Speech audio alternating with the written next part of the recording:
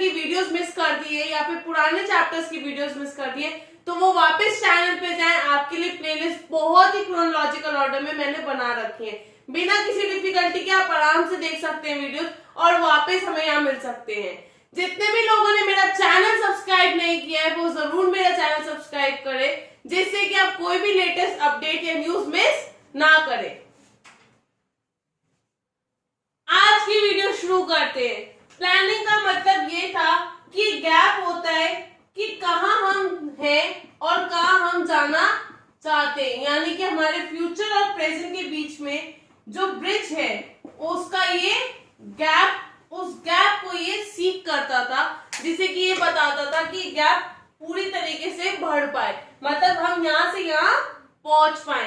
अब हम देखते हैं कि प्लानिंग के प्रोसेस क्या थे। प्लानिंग प्रोसेस देखते हैं कि होता क्या है। मैंने उस पूरे प्रोसेस को कुछ कोड वर्ड्स में लिखा है जिससे कि आपको याद करने में आसानी हो और समझने में भी।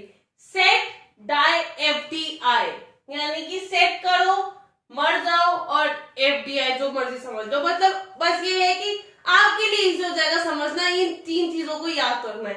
Set, die, FDI। सेट का मतलब ये है सेटिंग दी ऑब्जेक्टिव्स, यानी कि हम ये देखते थे कि हमें क्या प्लान करना है, हमें क्या गोल रखना है अपने ऑर्गेनाइजेशन के लिए। Then D stands for developing planning premises. अब प्लानिंग प्रीमाइसेस क्या होता था? प्लानिंग प्रीमाइसेस का मतलब ये था कि जो फ्यूचर की फोरकास्टिंग के लिए हम अजम्पशंस लगाते थे, यानी कि ये देखते थे कि फ्यूचर में क्या क्या हो सकता है, तो जो हम अजम्पशंस लगा रहे हैं उसको हम क्या कहते थे? Planning premises. फिर I for identify the alternatives, यानी कि आइडेंटिफाई करना कि कितने तरीके हमारे पास एक काम को करने के, किसमें? In the course of action. That means कि कुछ करते हुए आप ये देख लो कि इस काम को पूरा करने के लिए कितने अल्टरनेटिव्स हैं आपके पास। Then E stands for evaluating. Evaluating का मतलब क्या होता है कि देखना कि कौन कौन से अल्टरनेटिव्स के क्या क्या प्रोज एंड कॉन्स है। प्रोज एंड कॉन्स का मतलब होता है पॉजिटिव एंड नेगेटिव इफेक्ट, और फिर उसके बाद सिलेक्ट करना बेस्ट अल्टरनेटिव जो आपको लगता है कि सही होगा। और वो सही कैसे होगा? जब टाइम कम लगेगा, कॉस्ट कम लगेगी और एनर्जी भी कम लगेगी। फिर FD stands for formulating derivative plans. आप सोच रहे होंगे कि डेरिवेटिव प्लान्स क्या था?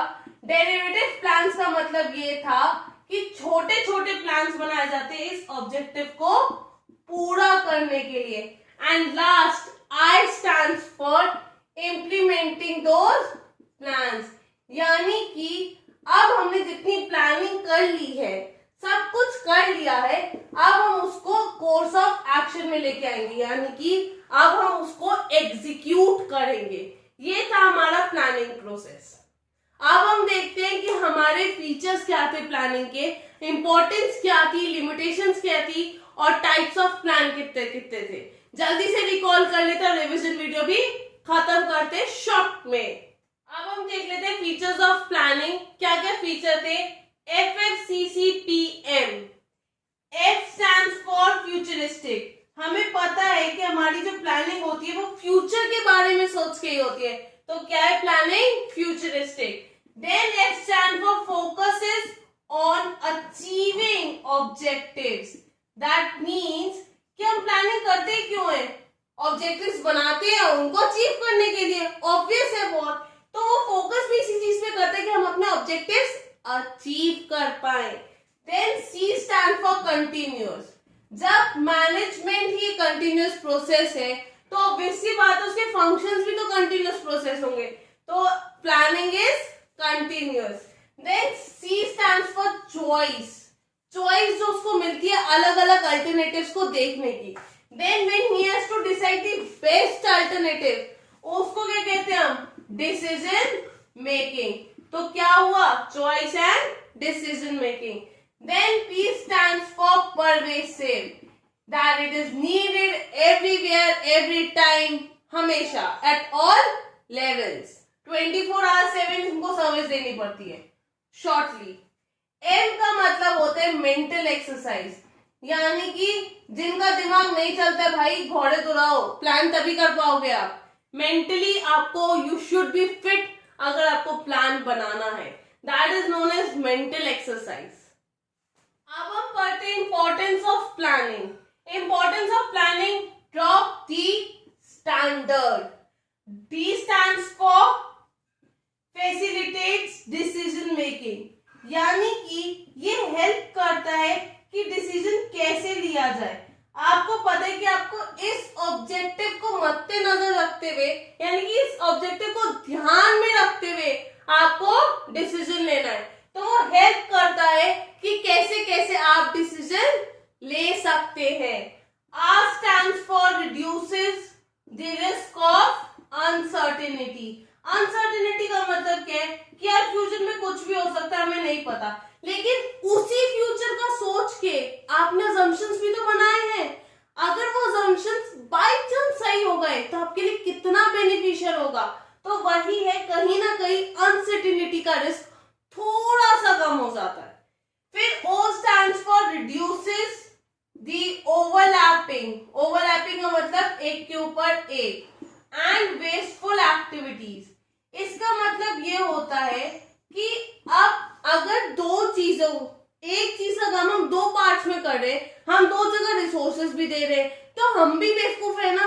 हम ओवरलैपिंग भी करें और अपने रिसोर्सेज भी वेस्ट करें, तो उस चीज को ये रिड्यूस करता है। जैसे कि शर्ट और ट्राउजर की स्टिचिंग वाला एग्जांपल दिया था। Then P stands for promotes innovative ideas. That means कि हमारे दिमाग में बहुत कुछ चलता है। जब हम काम करने बैठते हैं ना, तो हम सोचते हैं कि कितना इजीली हम अपना काम खत्म करें और अच्छा भी लगे। स्पेशली जब आप एज ए एम्प्लॉय काम करते हो, क्योंकि आपको होता है, रिस्पॉन्सिबिलिटी होती है कि यार अच्छा काम करना है हमें। तो वही है, ये प्रमोट करता है इनोवेटिव आइडियाज, कि लोगों की सोच को बढ़ाता है, देखता है कि हाँ कैसे काम और ज्यादा अच्छे से हम कर सकते हैं। फिर डी, डायरेक्शन प्रोवाइड करता है। क्या प्रोवाइड करता है? डायरेक्शन।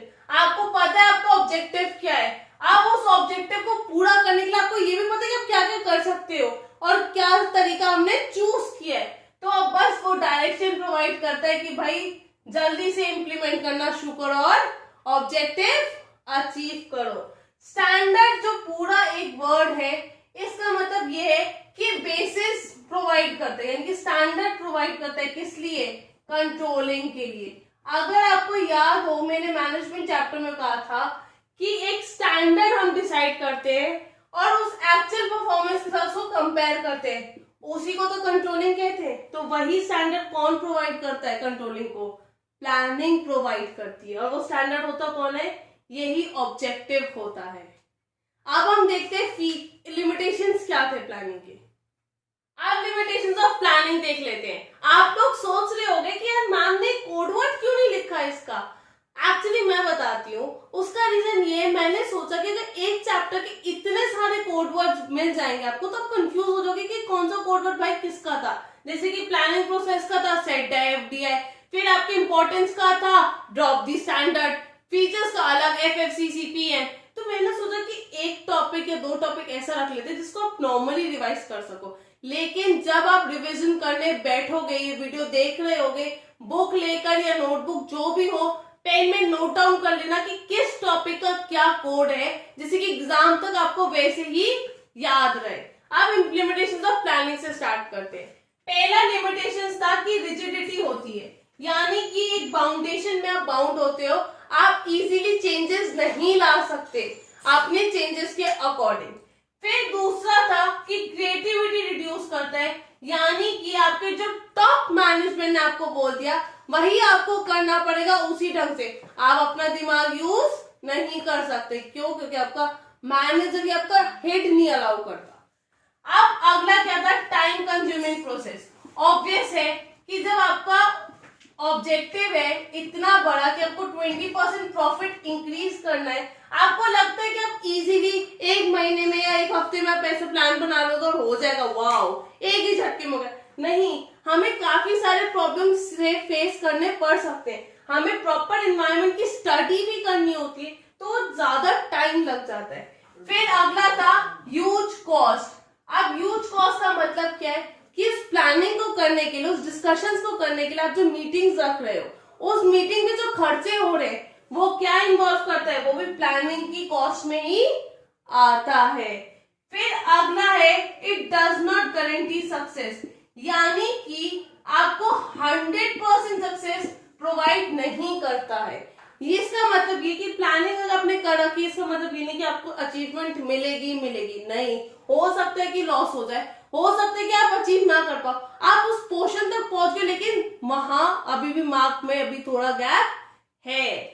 लास्ट होता है कि डायनामिक एनवायरनमेंट में ये काम ना कर पाए, क्योंकि लोगों को चेंजेस इजीली अडेप्ट करने ना अच्छे नहीं लगते, नहीं कर पाते, हम नहीं कर पाते। मान लो हम सोच रहे कि यार आज इस चीज में चेंज लाएंगे, इजीली चेंजेस नहीं आते हैं और पॉसिबल भी नहीं होता है कि हर कोई अडेप्ट कर पाए वो चेंजेस, तो इसीलिए वो डायनामिक एनवायरनमेंट में वर्क नहीं कर पाता है। Last topic that is types of plan. कितने तरीके के टाइप थे, सिंगल और स्टैंडिंग प्लान। सिंगल यानी कि एक यूज होने वाला और स्टैंडिंग मतलब रिपीटेड यूज होने वाले। सिंगल वाले को हम एडहॉक भी कहते थे और इसको हम रिपीटेडली यूज प्लान कहते थे। ये 3 पार्ट्स में डिवाइड था, मेथड, बजट, प्रोग्राम। मेथड का मतलब ये था कि एक तरीका ऐसा चूज करो जिससे कॉस्ट भी कम लगे, एनर्जी भी कम लगे, टाइम भी कम लगे और अल्टीमेटली एफिशिएंसी इंक्रीज हो। मेथड यानी कि तरीका बताता था कि काम कैसे करना है। बजट मतलब फ्यूचर को न्यूमेरिकल टर्म्स में लेके आएगा, न्यूमेरिकल टर्म्स यानी कि time, money, physical units. Programme ये एक स्टेटमेंट होती थी, यानी कि प्रॉपर डिटेल्ड फॉर्म होता था एक प्लान का, जिसमें सारा कुछ लिखा होता था कि क्या उसके ऑब्जेक्टिव्स हैं, क्या पॉलिसीज रहेंगी, क्या टास्क रहेंगे, कैसे कैसे करना है, सब कुछ। फिर स्टैंडिंग प्लान भी आते हैं। ऑब्जेक्टिव जो सेट किए जाते हैं वो टॉप मैनेजमेंट के द्वारा सेट किए जाते हैं, लेकिन डिपार्टमेंट वाइज ऑब्जेक्टिव्स भी हो सकते हैं। ये एंड होता है प्लानिंग का और ये मेजर होने चाहिए, यानी कि एक्सप्रेस होने चाहिए क्वांटिटेटिव टर्म्स में, जिससे कि हम इसको मेजर कर सके। फिर आते हैं रूल। रूल में ना ही कोई फ्लेक्सिबिलिटी है, ना ही कोई डायरेक्शन है और ना ही कोई कॉम्प्रोमाइज है। आप नहीं फॉलो करोगे तो आपको फाइन और पेनाल्टी देनी पड़ेगी। फिर आते हैं पॉलिसीज पे। पॉलिसीज जो होती है हमारी जनरल गाइडलाइंस होती हैं, यानी कि वो ये बताती कि ये कर लो भाई, करनी है नहीं करनी आपकी मर्जी है। फिर 2 तरीके की पॉलिसी थी, माइनर और मेजर पॉलिसीज। जो मेजर पॉलिसीज होती है वो सारे स्टेक होल्डर्स के लिए थी, लेकिन जो माइनर पॉलिसीज थी वो सिर्फ और सिर्फ एम्प्लॉइज या ऑर्गेनाइजेशन के जो लोग विद इन में रहते हैं उनके लिए थी। फिर आते हैं प्रोसीजर पे। ये स्टेप्स डिफाइन करता है कि काम कैसे होना है, जैसे कि एक रॉ मटेरियल को खरीदने का क्या प्रोसीजर रहेगा, सिलेक्शन करने का क्या प्रोसीजर रहेगा। अब आते हैं स्ट्रैटेजी पे। स्ट्रैटेजी कॉम्प्रिहेंसिव प्लान होता था जिसमें 3 चीजें होती थी। पहला ऑब्जेक्टिव क्या है, दूसरा अडॉप्ट करना एक अच्छा कोर्स ऑफ एक्शन और तीसरा एलोकेट करना रिसोर्सेज उस एक्शन, उस ऑब्जेक्टिव को या उस एक्शन को अचीव करने के लिए।